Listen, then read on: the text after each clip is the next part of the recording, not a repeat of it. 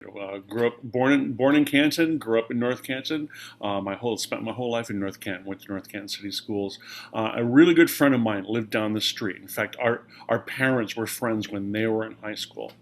Her father, Paul Rausch, had been involved with the post 44 American Legion and VFW Corps back in the 40s and 50s. And he knew that Ralph and Babe Stern were getting ready to start something up at the boys club, and so she dragged me to a rehearsal and recruited me at the very beginning of what became the Bluecoats. This was in September, October, November of 1972. There was a big organizational meeting done at the Onesta Hotel in downtown Canton in the big ballroom, and there were a couple hundred kids there, and they showed them a black and white movie of the Cavaliers that was probably produced sometime in the 60s that was very interesting, just to give us an idea of what they were thinking. And the idea at the time was that they wanted to start a competitive drum corps in Canton, Ohio, to replace what had gone on there with the American Legion and VFW corps back in the 40s. And it seemed like something that I was interested in doing. I was a band kid, so I was interested in playing a soprano bugle for that. And the first couple years were just doing parades on weekends and rehearsing, learning music once a week down at the boys club. And then that, by 1974, became the competitive corps that we know now. Well, that's right. I made contact with Art. Went out to his home. He was playing drum corps music and fired me up, and he convinced me to make a trip with him and his wife, and we went to Marion, Ohio, to see my first drum corps show. Apparently, the sheriff, George Papadopoulos, he was involved with Art's corps when he was younger, the Maslin Corps, I think. So there was a whole lot of drum corps experience before you guys even got started. So a lot of these guys, so you had the sheriff, you had Art, and you had other of those that were in the those VFW groups. So you talked about seeing the Philadelphia PAL cadets, the Police Athletic League cadets at Marion. Is that what kind of tipped the scale for you guys to want to do a field corps, put this thing on the field? Well, it did for me. And Art, he was all fired up. He would go he didn't have to see them, but that really convinced me when I seen the Police Athletic League cadets from Philadelphia. I thought that was fantastic. Hi, Ralph. It's Kevin Armbruster. Hi, Kevin. When did Tom Jackmedes get involved with you guys?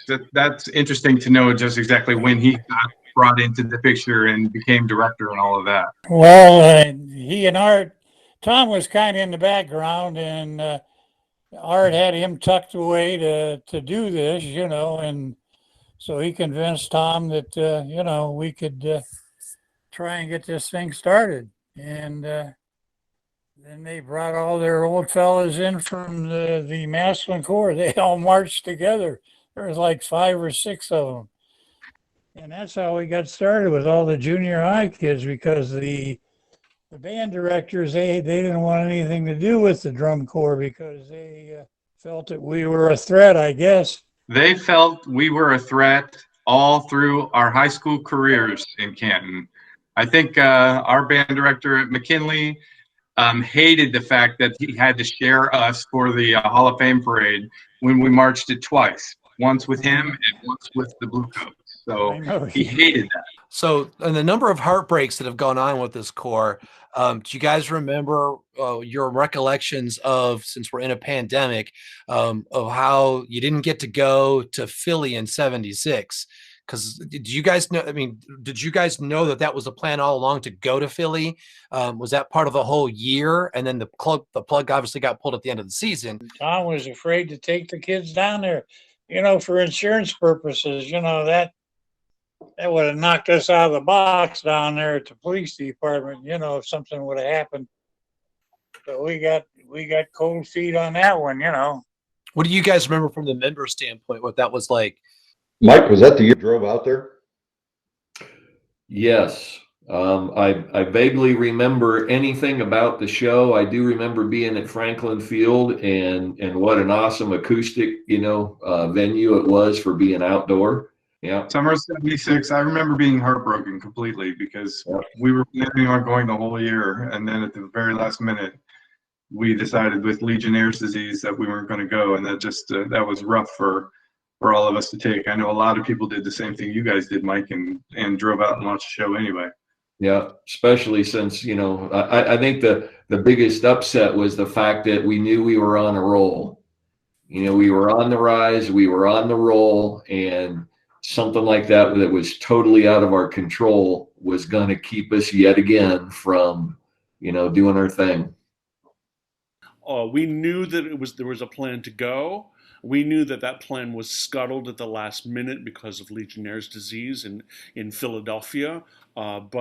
And we ended up watching it obviously on television because it was broadcast on PBS. But for in those days, you did not see other drum corps that were above our level. For instance, at the U.S. Open, there might be two what we would call national open class corps, like we would see Madison and Vanguard at the U.S. Open, and that would be it. So the idea that there was a Blue Devils or a Muchachos or a Garfield Cadets, we didn't know any of that. So in a lot of ways, for a lot of us, maybe not everybody, but for a lot of us, we didn't know what we were missing until we saw it broadcast. When we saw it broadcast and saw, oh wait, this is what they're talking about. There are actually this many groups that are so much better than we are, and are traveling all across the country. So it was a learning experience, and it was very disappointing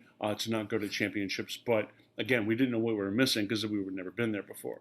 I try not to compare what we had in our eras to what is now. They're completely different. They are different, and they are awesome in their own respects. You can't really call an orange an apple, and even though we're both fruit, we were oranges and they're apples now. So love it or not, it's here, and who knows what it's going to look like in the next 10 years. I mean, really. But yeah, I mean, so we had so much potential and we had so much support. And between, again, like you said, Jay, the VFW, American Legion, the police, we had Timken Company, we had all kinds of support coming from everywhere.